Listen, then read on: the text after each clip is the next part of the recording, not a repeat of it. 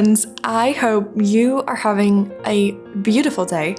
And if not, then I hope that this video will make it a little better. Thank you so much for being here and keeping me company throughout this video. In the context of the full transparency policy that we have on this channel, I'm just gonna go ahead and tell you that this is only the first part of this build. Boo-hoo! I hear you scream. Boo-hoo, Bella. How come this video is only 20 minutes long, but it is only the first part? How does that work? Let me tell you.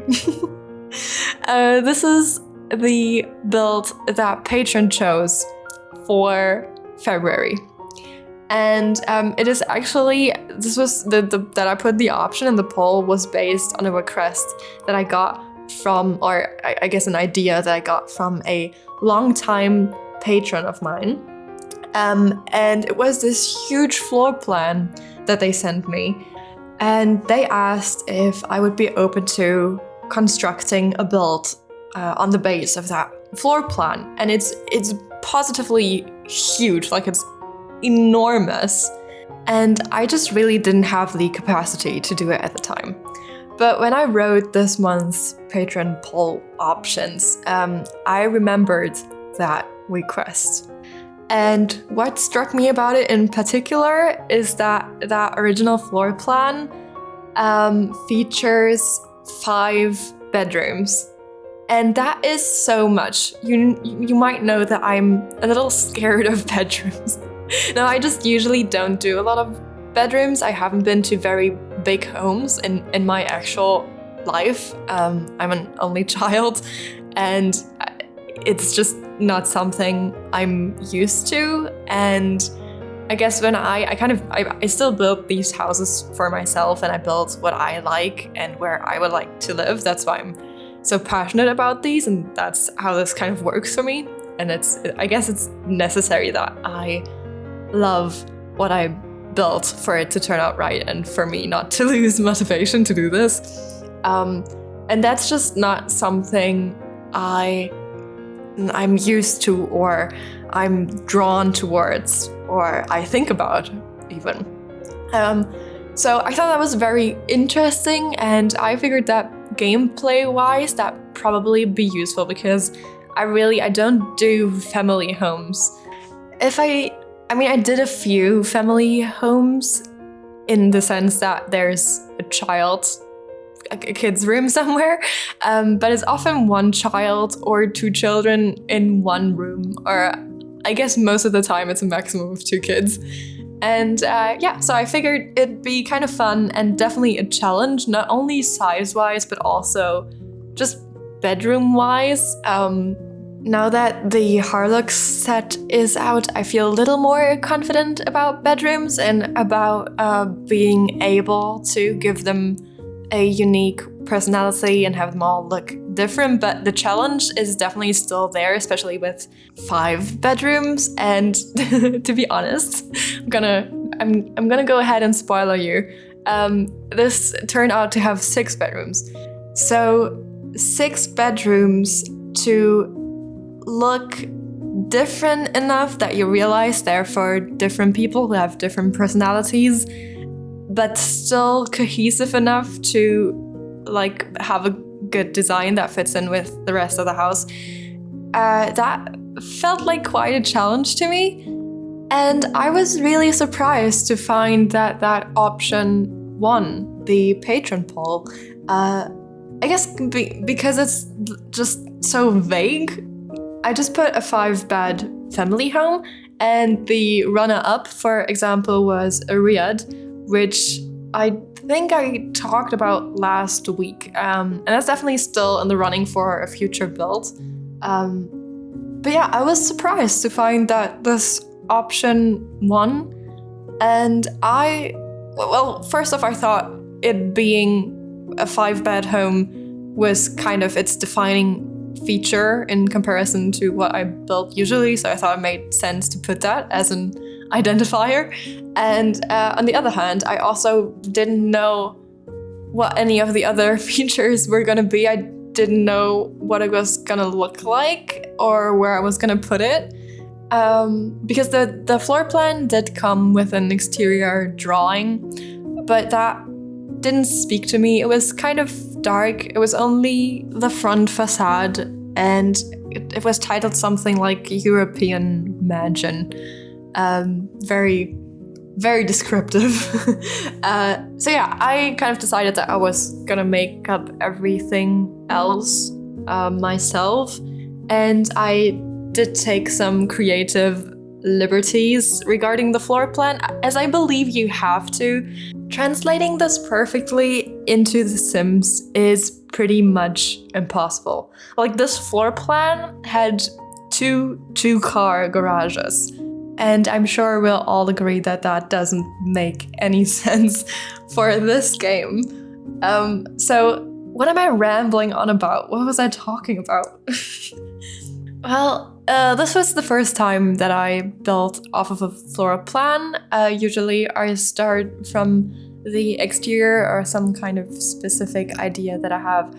So I'm sorry if the first 2 minutes of this video were incredibly boring.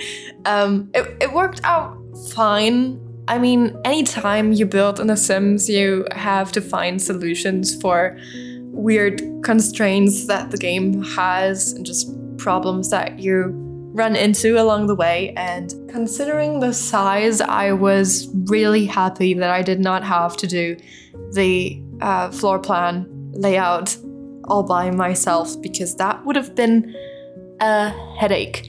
It still was, to be honest. But yeah, that was a benefit of this technique, clearly. Right, I remember where I was going with this. So I was surprised by how quickly I was building this exterior. The lot isn't very big. It's a 40 by 50 or 50 by 50, I'm not entirely sure. It's in Willow Creek.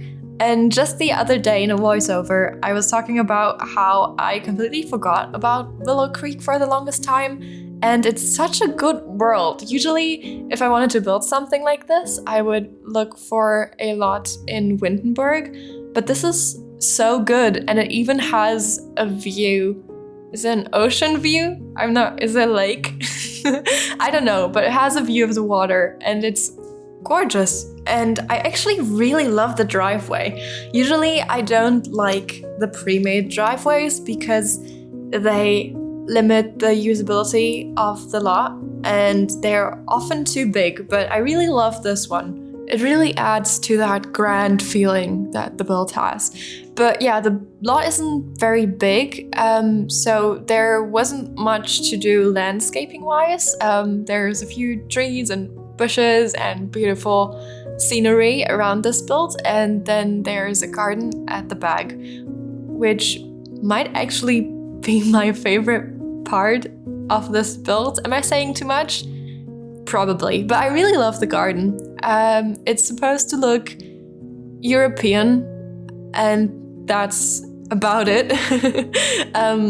The floor plan was titled European inspired mansion or home or something like that. So that was my point of reference. And for the actual exterior, I was inspired by a Georgian mansion, and then just a few European homes and my own experience, I guess. And the garden/backyard has a Mediterranean feel to it, just as the driveway does. At least that's what I think. So they went really well together, and it just felt right and came super easy. So yeah, that all happened so quickly that it only took me about 3 hours to do this exterior. At least in actual recorded footage, there's always a lot to be done off camera, but yeah, so that's why this video is only 20 minutes long, because sped up and cut, 3 hours of footage ended up being 20 minutes video this time. So the thing is, usually doing the interior takes me about the same time or a little longer than doing the exterior. But this time, this build is so incredibly big. And I'm not sure if that's factually accurate, but I would say this is the biggest build I've done so far. This must be even bigger than the chateau I did in Serra Dourada. And that was a huge build. So doing the interior took me 8 more hours. And that is also not counting the parts I didn't record. So I knew I wasn't gonna put all the bathrooms that I did in this video and all the laundry rooms and stairs and hallways and that kind of stuff. So some of that I just didn't even record, and still it came out at over 8 hours. So I either had to make a very hard decision about which rooms to leave out of the video, and even then it probably, like the whole video would have probably still been at least 50 minutes long, which is just too much. I guess it seems kind of overwhelming to click on a 50-minute video, which I totally get, but YouTube really cares about watch time, so yeah, I chose the second option, which was to split this, and splitting it into an exterior video and an interior video is just the best option. I didn't want this to be an exterior video plus the library, and then the rest of the house you get to see in a video next week. So instead it is a short exterior video and a probably very long interior video. I hope that's the way you prefer it to. And I really just took the longest detour to explain all those. But that is also why I am not going to be able to have a build out using the new pack in the first week when it drops, which would be next week, because the release has been pushed back, because that is the week where I'm going to upload the second part to this build. Which is very sad because I've gotten the loveliest messages from you about the new pack and the new world and how you're excited to see what I do with it. I'm also very excited. And it's so cool to think that some of you watched the trailer and immediately thought of me and my builds. And I really hope that you still feel the same way a week after the pack has been released and you've not been oversaturated with Tartosa content, because I've got some really good ideas that I'm very excited for, and I hope you'll love it too. So this is the garden that I was talking about earlier. I love this tile from Jungle Adventure. It's my absolute favorite, and that terrain paint is also my favorite terrain paint, the one that looks like little pebbles, and in combination that is mouth-wateringly yummy. And most of the plants that I've used are from Cottage Living, which is kind of my go-to for plants now. Both the textures and colors are really, really good. And I'm still trying to not use a ridiculous amount of packs, or I guess I don't really care about the amount as long as it makes sense to use a certain pack or a certain item from a certain pack for something. But I just don't want to do it if it's not necessary, just to make my builds more accessible. That being said, I haven't checked yet, but I'm sure this build still contains lots and lots of packs. Just from the sheer size of it, it's so big that I've probably had to use lots of objects, and I've also tried to put a few activities into this build. It has so many rooms, it needed some activity-specific rooms and something for your sim family to do. I was thinking more about gameplay for this build than I usually do. And apart from the packs, I've also used loads of custom content, as I like to do for my builds. If you're new here, I only use custom content by Harry and Felixandre. And there's always a CC list with links in the download post, which is the first link in the description, which won't be there if you are watching this today. Well, obviously you're watching this today because it's always today for you. But if you're watching this when this video comes out, then there will not be a download link there yet. I will put that there next week when the interior video is up. So yeah, you're gonna have to wait for this build if you'd like to download it. But you know, that's how I like to keep you on your toes, keep you excited. Speaking of keeping one on one's toes, the game has really done that for me this week, because this is about the point in the video where I lost 1 hour of work, which the frustration of that. I know it's my fault for not saving for an hour. That's not very girl boss of me, but it's also annoying that I have to think of that myself. Like, every other modern game has an autosave feature because the developers know that I cannot be trusted to do such a thing myself. I don't know if it's happened to you before. It probably has, because let's face it, this game is very buggy. It loves to crash.